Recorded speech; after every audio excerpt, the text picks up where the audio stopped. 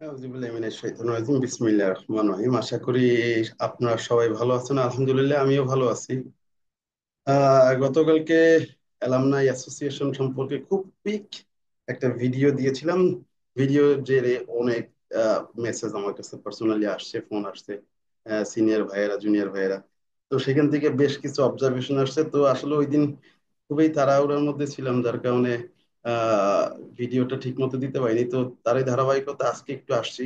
আর ভিডিওটা শেয়ার করার আগে, সরি, লেকচার স্লাইড শেয়ার করার আগে একটু বলে নেই। গত কয়েকদিন আহ, বেশ কিছু ভিডিও দিতেছিলাম, তো সেখান থেকে আহ, যারা দেখে ভিডিও, তাদের মধ্যে বেশ কয়েকজন অবজারভেশন দিল যে ভাই, ভিডিও মনে হয় যে ডিরেক্ট দিয়ে দেন, এডিটিং করেন। আসলে এডিটিং করার সময় নেই ভাই, আর 2 নম্বর হচ্ছে আমি এডিটিং নিতেও পারি না, এই একটা বিষয়। আর মেসেজ দিয়ে দিছি, আপনি সিন করেন না হয়তোবা।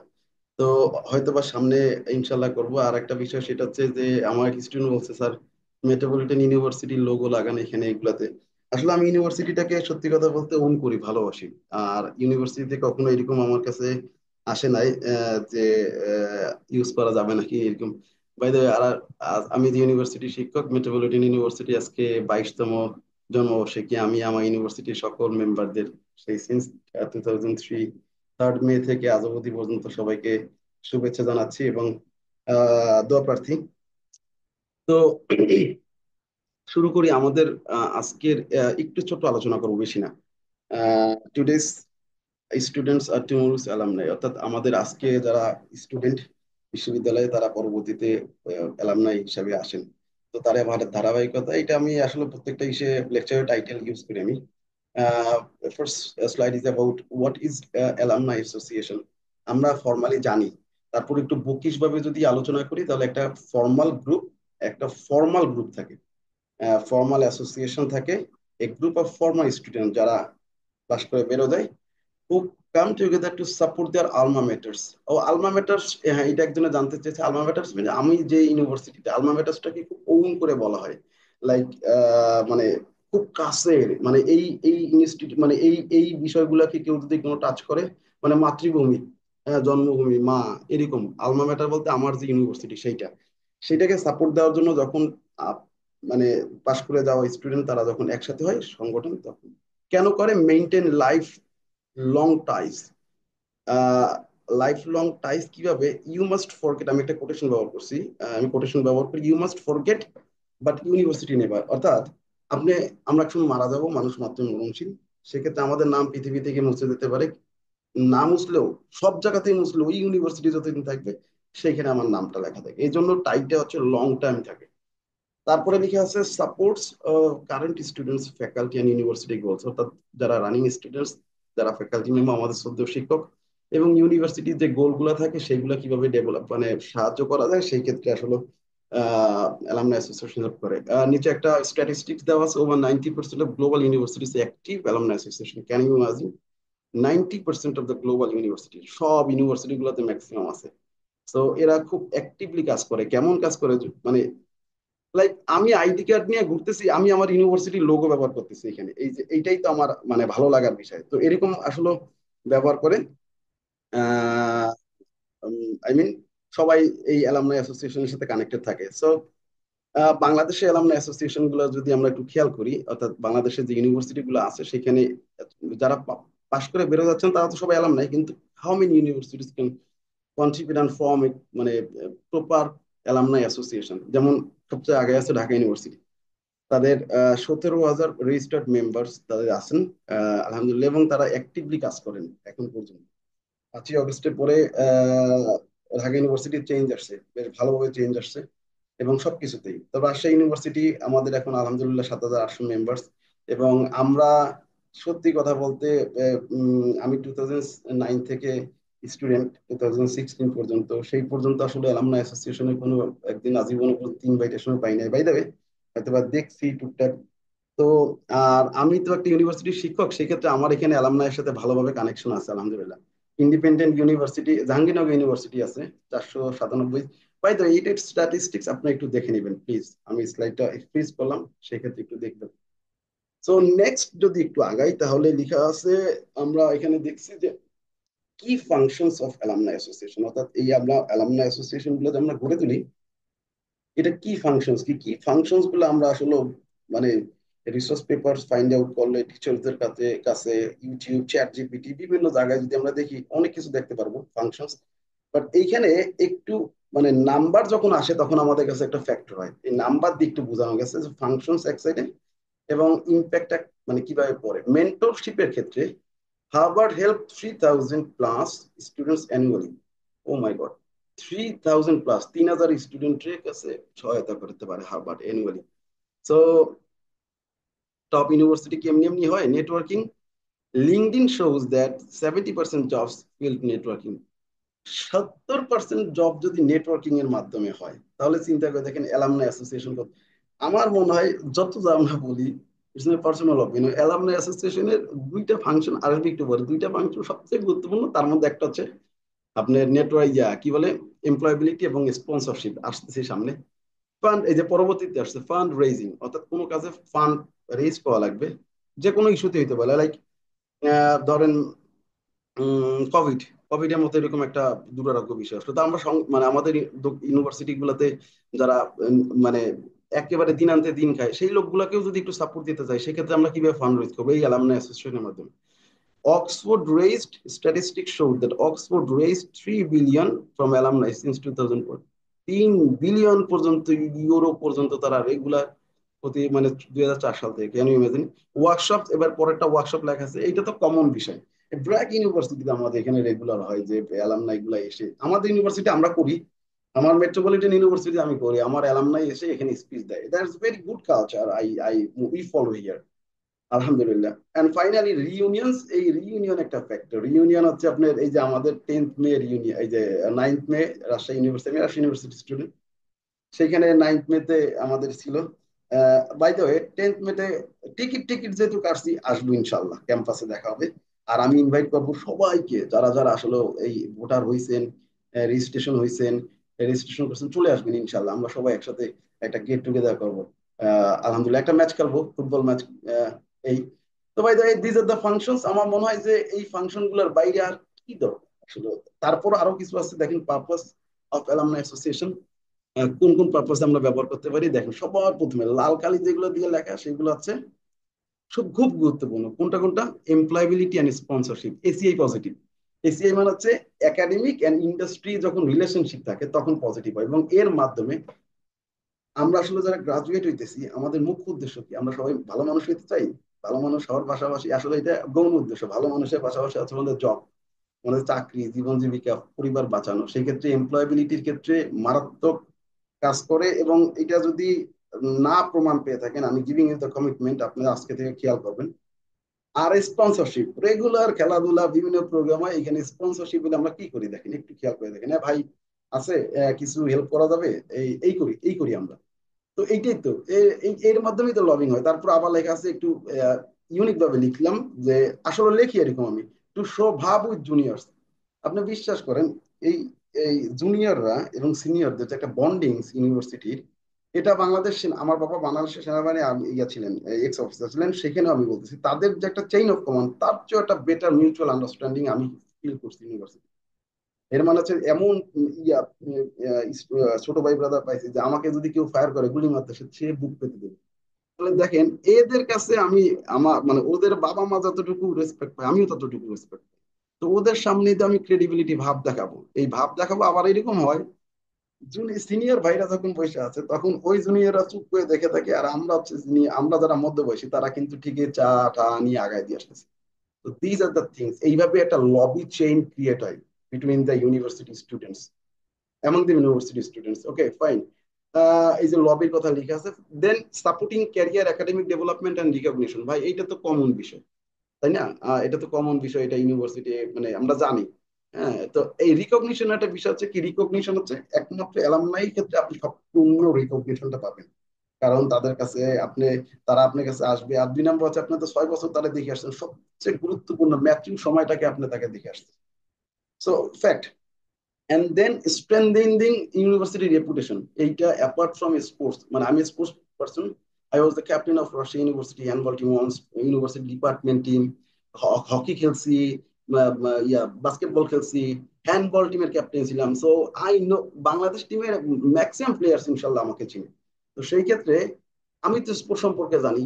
তো সেই ক্ষেত্রে স্পোর্টস এর চেয়ে মানে কোনো মানে কোনো কিছু যত ভালো রেজাল্ট বলেন সবচেয়ে স্পোর্টস হচ্ছে আগায় দেয় ইউনিভার্সিটির রেপুটেশন বাড়ানোর জন্য। যেমন মেট্রোপলিটন ইউনিভার্সিটি সারা বাংলাদেশ চিনে হচ্ছে স্পোর্টস এর জন্য। হম। আমি এখান থেকে আমার টিম নিয়ে যাই, আমার ফ্রেন্ড আলামিন ওইখানে ক্রিকেট খেলে, আলামিনের সাথে আমার গল্প হয়, ও প্লেয়ার, আমি কোচ হিসেবে যাই। আমার টিমে ন্যাশনাল টিমের প্লেয়ার আছে। সো এর বাইরে যদি কোনো একটা প্ল্যাটফর্ম থাকে যেখানে কিনা ভিন্ন জগৎ মানে ভিন্ন ডিপার্টমেন্ট বা সব ডিপার্টমেন্ট যারা দরকার, মনে করেন আমার এই মুহূর্তে গাইবান্ধার উলিপুরে, আমাদের উলিপুরে এক ভাই আছেন, উলিপুরে আমার কোনো একটা দরকার, হ্যাঁ কোনো কাজ দরকার, এখন আমি আমার যে গ্রুপ বা আমার যে কমিউনিটি আছে বা ওইখানে যে আমার লিস্ট আছে ওয়েবসাইটে, সেই লিস্টে গেলে আমি তো পাবো যে আমার উলিপুরে কোন ভাই আছে। আপনি যদি ফোন করেন কিসের কি রাজনীতি, যদি সেই ভাই যে দলের নেতা হোক আপনাকে যদি সহায়তা না করে, তাহলে সে অ্যালামনাই অ্যাসোসিয়েশনের স্পিড নষ্ট করলো। রাজনীতি রাজনীতি যে সবাই আমরা বলি না, রাজনীতির বিষয়ে এর পরের মানে 1 নাম্বার 2 নাম্বার 3 নাম্বার ইসে আসতেছি রাজনীতি নিয়ে কথা বলবো।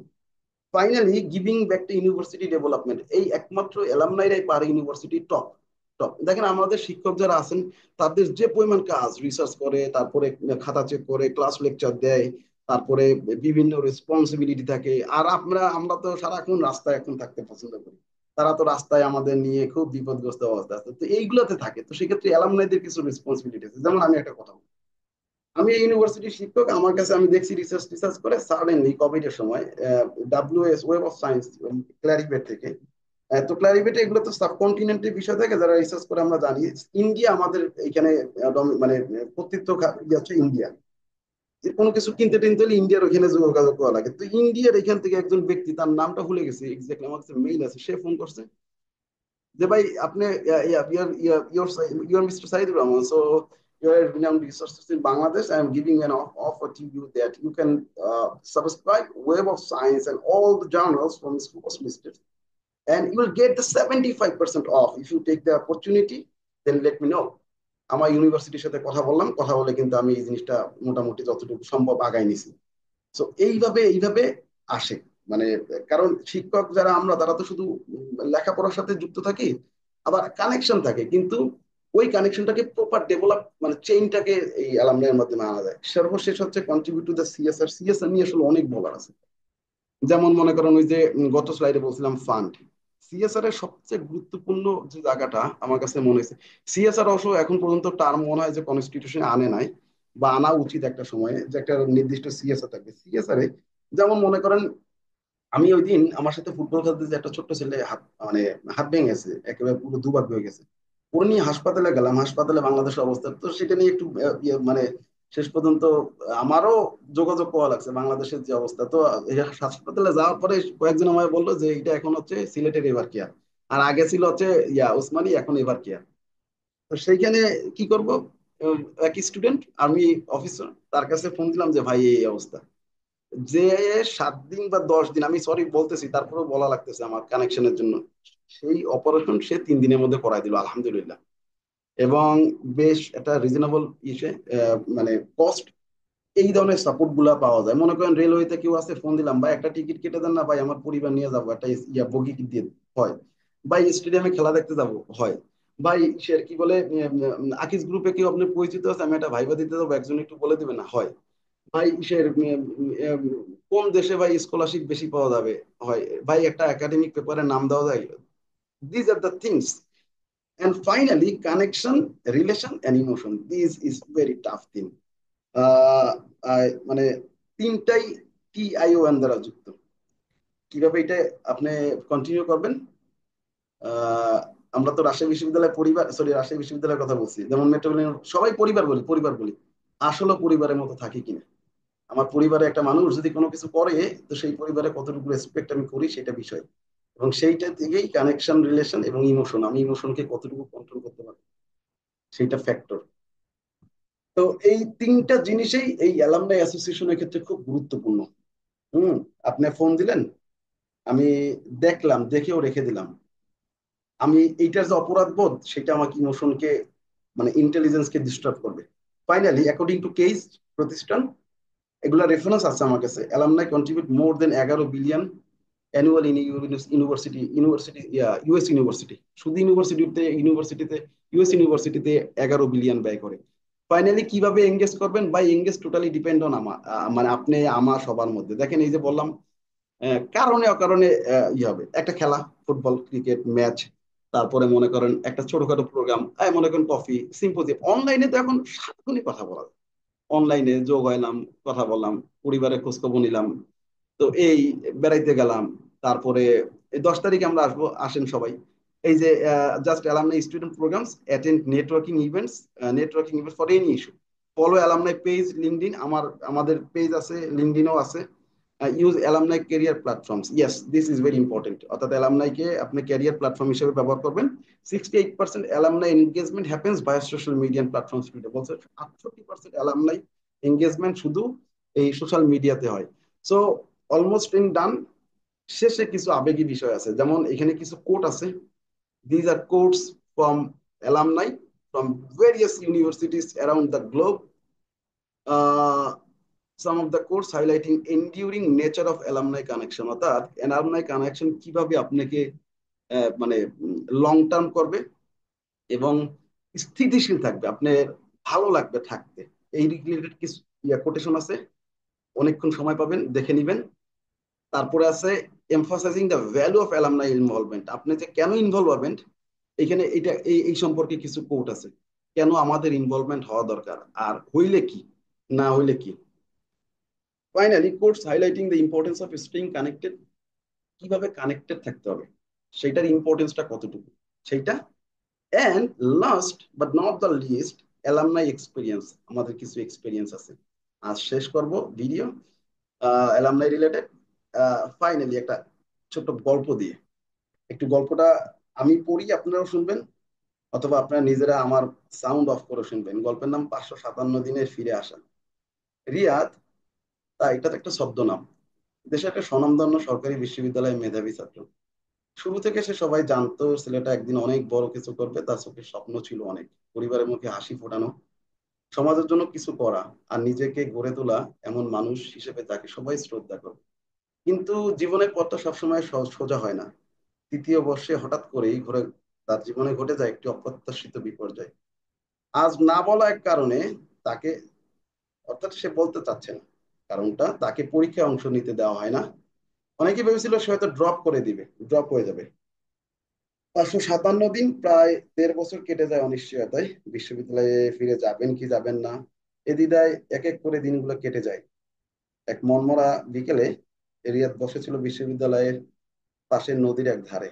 ঠিক তখনই সে শুনে কয়েকজন ছাত্রছাত্রীদের আড্ডা। তারা হাসছিল, গল্প করছিল। গল্পের বিষয় ছিল অ্যালামনাই, কে কোথায় আছে, কে কাকে সাহায্য করছে, কাকে আবার ফিরিয়ে এনেছে, কোথা থেকে ফিরিয়ে এনেছে। সেই সময় ওই ব্যক্তি রিয়াদ, তার হৃদয়ে বিদ্যুতের চমকের মতো একটি প্রশ্ন জাগে, আমি কি কখনো অ্যালামনাই হতে পারবো আর? এই প্রশ্ন তাকে আলোড়িত করা শুরু করে, এবং তখনই সে সিদ্ধান্ত নেয় সে যে করে হোক আবার ক্যাম্পাসে ফিরবে, ঝুঁকি নিয়ে হলেও। নিজের দায়িত্ব সে নিজেই নেবে। রিয়াদ ফিরে আসে, সময় নষ্ট করে হলেও সে হাল ছাড়েনি। একাগ্র চেষ্টায় পড়াশোনা শেষ করে ভালো ফলাফল করে। যখন স্নাতক শেষ করে, সে বিশ্ববিদ্যালয়ে বেশ ভালো খুঁটিনাটি বিষয়গুলো নজর রাখা শুরু করে। যখন দেখে এই বিশ্ববিদ্যালয়ে অ্যালামনাই অ্যাসোসিয়েশন সহ আরো নানান অ্যাসোসিয়েশন অ্যাক্টিভলি ফাংশন করছে না, তখনই সে এসব থেকে এড়িয়ে চলে, আর কোনো অ্যাসোসিয়েশনে যুক্ত হয় না, নিজেকে নিজের মতো রাখে। তবুও রিয়াদ শুধু নিজের জন্য বাঁচে না, সে বাঁচে যারা হারিয়ে যাচ্ছে অন্ধকারে।